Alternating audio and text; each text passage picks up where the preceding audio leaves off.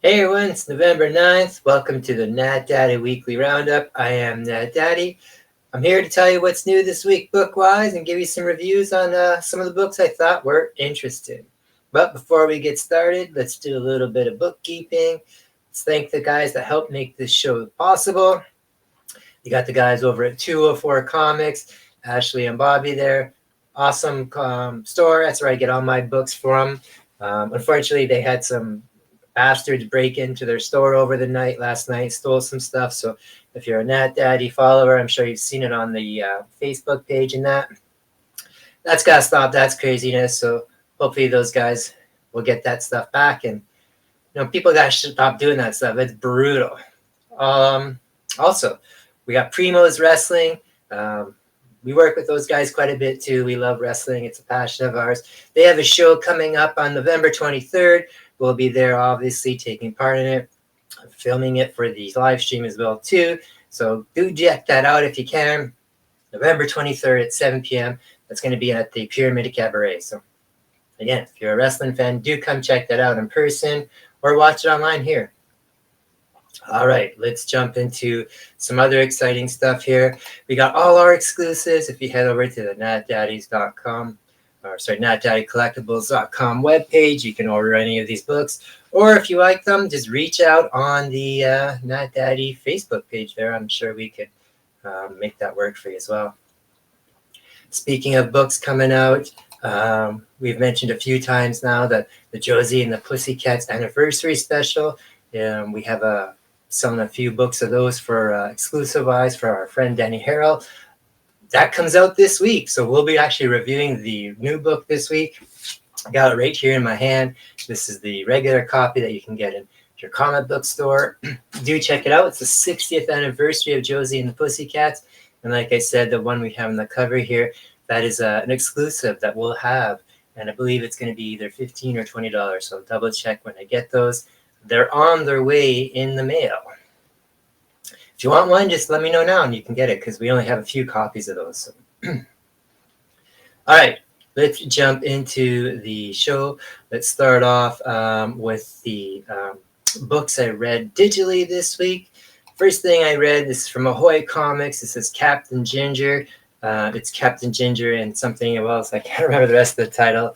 I didn't even get this book originally because there was just too many books to get, so I didn't bother picking this up. Read it digitally, and I actually really like this book a lot. Has some amazing artwork on it, just like you see in the cover there. Kind of has this this floating, kind of semi-functional spaceship floating through space with these kind of humanoid animals on there, cats and dogs. Turns out they've been left on there. I guess many generations ago, there was like this person they called the feeder, which I guess like the creator type of thing. And it ends up this creator is dying, and she created all these people originally, these kind of cat animal humanoids. Now she's dying, it's the end of the universe type of thing, and she's whisked away some of these earlier, I guess, successes of the experiments to try and help not have the universe end there. So a little bit different, not what I expected at all. I thought it was going to be just some silly kind of furry animal type of space adventure, and it's not that at all. Actually, it's kind of really different. I quite liked it a lot, and the artwork on here is really good. So it's from Ahoy Comics, and it's Captain Ginger, and I think it's called the Feline. I gotta figure out what the rest is called, Feline, but I do apologize for that. But Captain Ginger. From Image, we have issue 3 of Creepshow. These are always fun no matter what. Next month, there's going to be a Creepshow holiday special, so we'll make sure we cover that for you guys. Got a couple stories in here.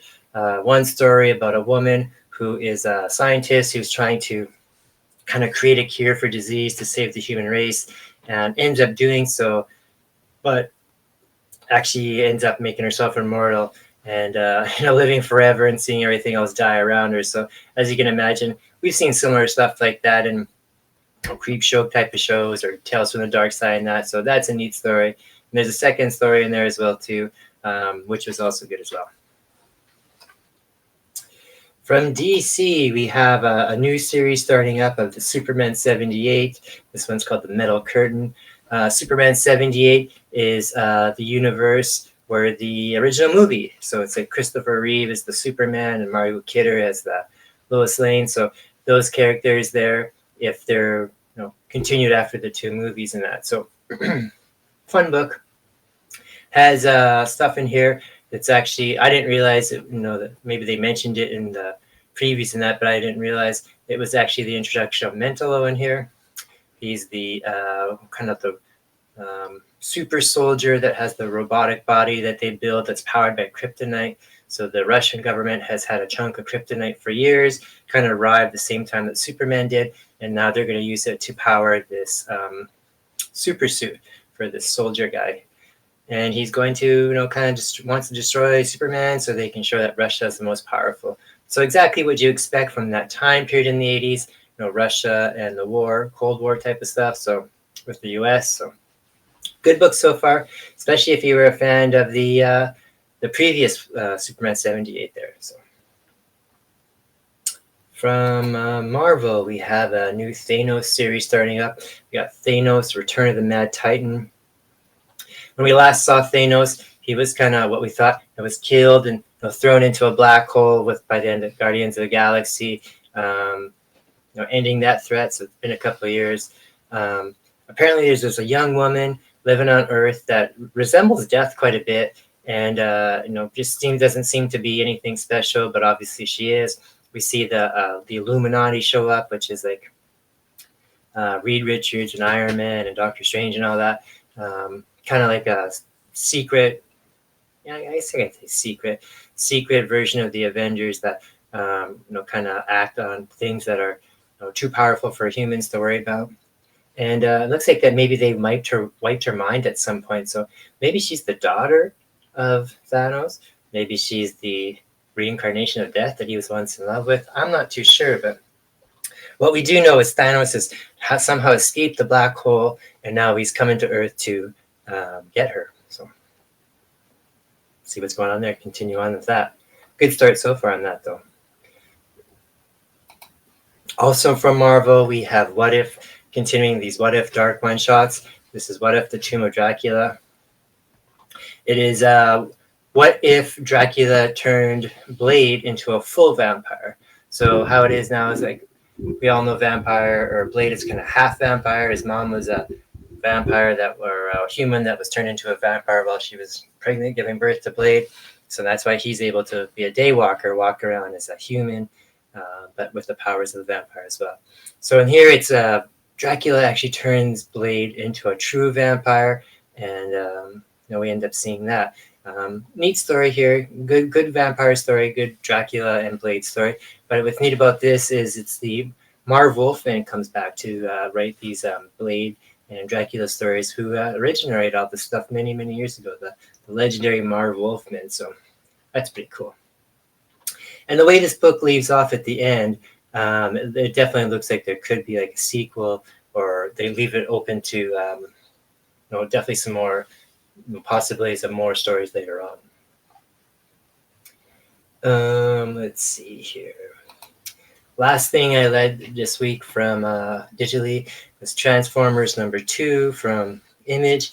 I'm loving this new Transformers series. This is probably my favorite read of the week. We got some other independent books I quite enjoyed, but yeah, Transformers is awesome. This is only issue 2 so far.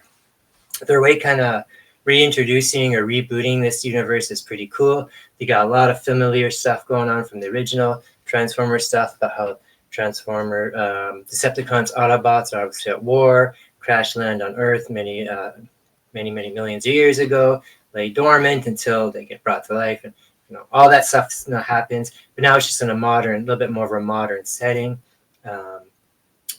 Humans get killed all the time in here because there are no soft and squishy things in these Transformers, and realize that they're not used to being around that stuff, right? They're used to being around solid metal planets and giant other robots and that as well too. So they're learning how to deal with that.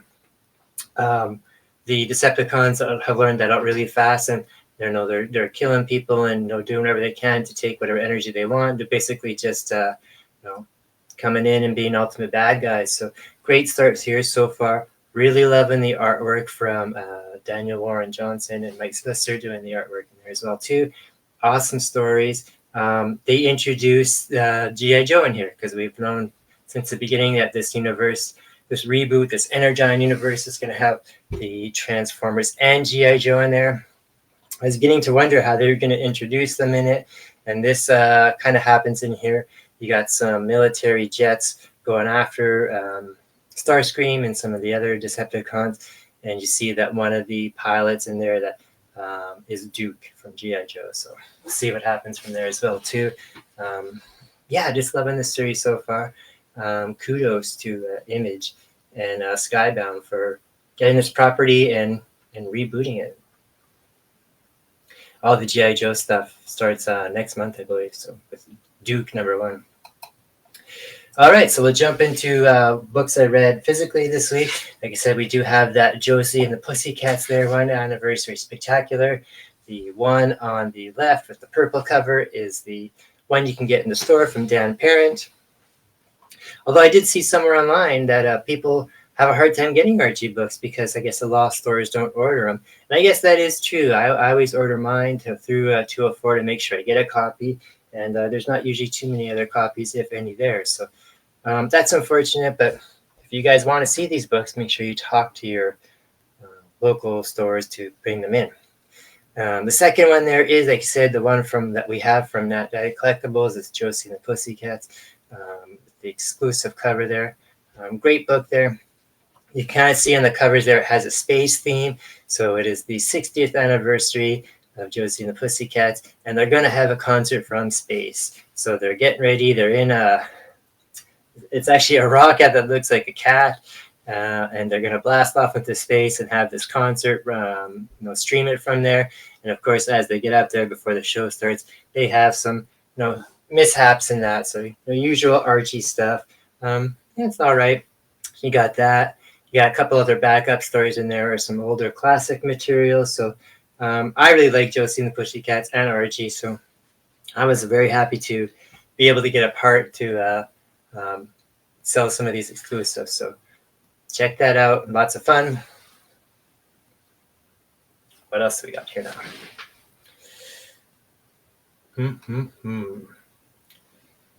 Okay. From a studio called Dead Sky Publications, we have a book called Swallower of Shades. This is a splatter western one-shot. So it's kind of a western and a horror movie comic put together. Quite enjoyed this book. From our friend of the channel, J.M. Brandt. And we're going to actually interview J.M. tomorrow night. So if you like this book, you want to know a little bit more about it, tune in tomorrow or the next couple of nights, and we'll make sure you see that interview. This book is black and white. So again, I always tell people I like black and white. Don't let that discourage you, but I know that turns off quite a few people. Very realistic art in here. Very got a little bit of gruesomeness in here too. It is about a traveling circus, with kind of freak shows type of things and that, oddities and that, and they end up getting a new attraction added to it one night when the owner wins it in a poker game. And it's kind of this mummy, and this mummy is coming to life at night because this curse has been broken, and it is killing off people and that. So again, you got this kind of horror going on in a Western environment, in a freak sideshow circus thing. So lots of gruesome fun there. I quite enjoyed it.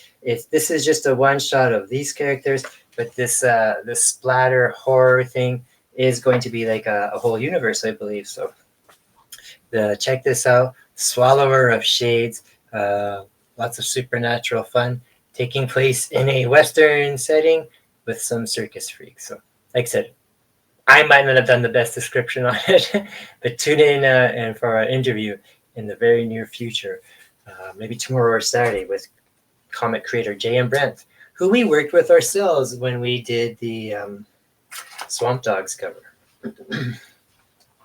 All right, from Black Box Comics, we have Empath. That's a great cover there. Very realistic art on there. Art inside is quite nice. I enjoyed it as well too. It's got some nice coloring as well in there. This takes place in a modern time in the city. It's about a guy who is a vigilante at night, and his mother is dying in the hospital. Sorry, is his mother? Or no, his sister is dying in the hospital, and his mother there is no always taking care of her. But his mother is very narcissistic and no greedy, and just kind of leeches onto everybody. So basically, just use the dying daughter as a reason to get money from the fellow and that. This guy, it turns out, has a superpower where he is kind of like a super empath, and he is powered by other people's feelings and that and thoughts. So he goes out at night just doing the vigilante stuff, saving people using the criminals' own anger and fears and stuff against them. But what happens if this guy does it too much or goes too far too fast? It ends up taking over him too, and he ends up losing control type of thing. And towards the end of this issue, while he is out doing something good, he ends up losing control and up hurting somebody really bad. So now he's kind of left to deal with that as well too. So great start to this book so far. I really enjoyed it. I'm definitely gonna check up some more of this book in the future. Empath from Black Box Comics by Hawkins, Carita, De La Cruz, and Myers. Do check them out. All right, this one I was really looking forward to, and I was quite happy when I read it.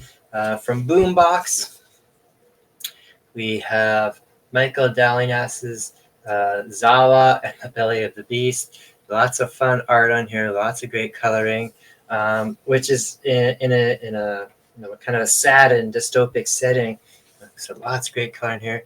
It's the future. These people live in a city that's at a base of a mountain, and the whole place is controlled by the mayor, which is kind of like a Jeff Bezos type. Everything is controlled by this mayor and this like his Amazon corporation. So they're not allowed to grow or have anything organic. So they're not allowed to have any kind of fruits or vegetables or real food or plants and everything. Everything has to be bought and provided for from this mayor person. But these few people here kind of gather up contraband, real vegetables and fruits and cooking ingredients, and like to make their own things and that. So of course that's illegal. And as they're kind of robbing the one of the warehouses of this mayor person to get some ingredients and that for themselves, they end up being caught and having to escape through the garbage chute and coming across this this monster that's been hidden in the basement. That's been rumors to have been around for all this time too, like an urban myth. This crazy monster that'll get you type of thing, like a boogeyman. And it turns out it's true. And it's the government or this person's just been hiding it in the basement forever. It seems like it's a young child, and it gets out with doing all this commotion and that because there's an explosion during all this ruckus, and it kind of gets out now. And now we're going to see what kind of happens. But at the same time, too, even though it's this big, ferocious monster, I think maybe it's kind of just a misunderstood kid as well, too. And it just wants to go around. And it's just been fed toxic waste and stuff for all this time. So maybe if it eats good stuff, it'll be like a nice person. So kind of a different take on Frankenstein's monster type of thing. But at the same time, too, very much talking about how the world is nowadays, where everything is provided for us. Nobody grows in that anymore. So Zawa and the Belly of the Beast. I like that book a lot.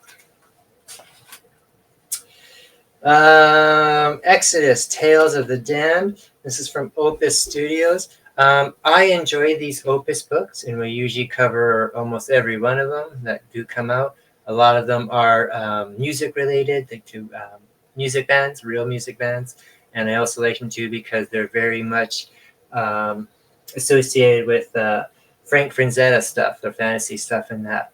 But unfortunately, this week some bad press came out about Opus and that.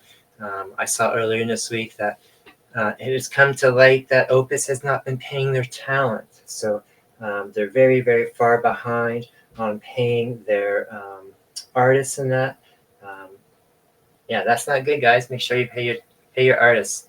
That's how industries and people get destroyed. So unfortunately, that is the reality at the moment. But still, this book of theirs did come out. Exodus, Tales of the Damned. Great book here. Kind of, again, more of that supernatural feel to it. Lots of amazing art in here. Very, very detailed and realistic. Long story short, this is a book about a woman who has raised her sister from a young age because her mom died, her parents died, and it looks like a car accident maybe or something. And this woman is a former FBI agent, and her sister's been going to college, and she gets a call from the college saying her sister's gone missing.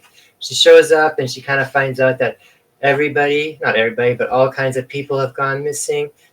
Young people, old people, everyone in between, and they all kind of get kind of hooked on this kind of cult, which is all associated with this type of music that these people have been hearing, that these sounds. So she kind of investigates and follows these people to this church in the city where all this is coming from, and there's like this. I don't know how to describe him. This kind of supernatural monster creating the music and controlling everybody, where they kind of just dance to the and enjoy the music to death there, through all pain and that. So she manages to kind of drag her sister out, and even though she thinks she's safe, ends up getting kind of dragged back into it. So again, this could very much be a in that creep show book there, very much like a Tales from the Dark Side type of story, but kind of creepy. Music that ends up taking you over till you end up going dancing to your death. So neat book. I enjoyed that one too. Another one that I really, really enjoyed that could have been my pick of the week was from Image Comics, and this one is a little bit more of a thicker one. So almost double sized, I would say. So a little bit more expensive. It's Petrolhead from Rob Williams and Pi Par. I believe that's how I say it, Pi Par. And awesome artwork in here, super detailed, fine lines, lots of great color, very, very bright color too, because this takes place in kind of like a robotic future in that. I really enjoyed this book. Petrolhead he's an older kind of robot that they're racers basically, almost like Wacky Races, if you remember the old Wacky Races cartoon and that. But as they've gotten older, the petrol part is kind of phased out for newer technology, and everybody lives in these domes and that too, because the world itself outside is of course destroyed from climates and all that usual stuff that we hear about nowadays. So these robots are kind of used just as entertainment and that, kind of like gladiators and that. But they're even though they're robots, they are programmed to feel and pain and feelings and that, because again, that's for better ratings, right? So they end up coming across some people who are trying to escape, the kind of higher ups and that in there, maybe do some good and try and balance stuff out. And like I said, now it's going to kind of be like the Petrolhead there, the older one, is going to be the anti-hero fighting for everybody, because his whole lifestyle is basically outlawed nowadays, and he's going to get caught because he's building again a hot rod that's not allowed. So now these people are with him, and I guess he's going to be helping them to survive and run to freedom, and everyone's going to get saved. But lots of fun here. Kind of has that Mad Max meets Road Warrior, Mad Max meets Wacky Races feel to it. So quite enjoyed that one a lot. All right, we got a few more to go. Our last couple are from Marvel. I quite enjoyed these two. We'll start off one that I knew was coming out. I was going to cover it because it's a new book. Wasn't expecting to like it too much, but I can say I did. It is the new Punisher series, And you're like, oh, what's so special about that? We've had lots of new Punisher series. That is true. This, though, is an actual brand new Punisher. It's not Frank Castle. This guy is a former S.H.I.E.L.D. agent that was, looks like his family was killed because he was a S.H.I.E.L.D. agent, so obviously collateral damage type of thing. And first they thought he was killed there as well too, but obviously he wasn't, and now he's actually being framed for this. And while that's going on, he's looking for the killers and themselves too, but also at the same time doing like kind of like the Punisher days, going around getting rid of criminals as well too. So same idea, loosely, but a new character, has all this kind of shield technology, and he is working with somebody else as well too. So I like this book a lot. Like I said, this is a new Punisher character. Yeah, I like it. Almost like Punisher the Next Generation. So pretty good. Last and not least, this is from Jonathan Hickman. We covered the first issue of this last month. This is that new series, Gods. They're kind of introducing these higher ups that kind of influence and control everything in our world. Higher ups, like with what's it called, like the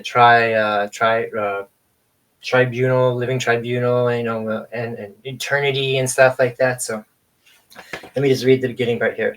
They're, like I said, there's these two groups now that have been around since the beginning of time that help control stuff. So it's the powers that be are one group, and the natural order of things are two of the forces that shape all of existence.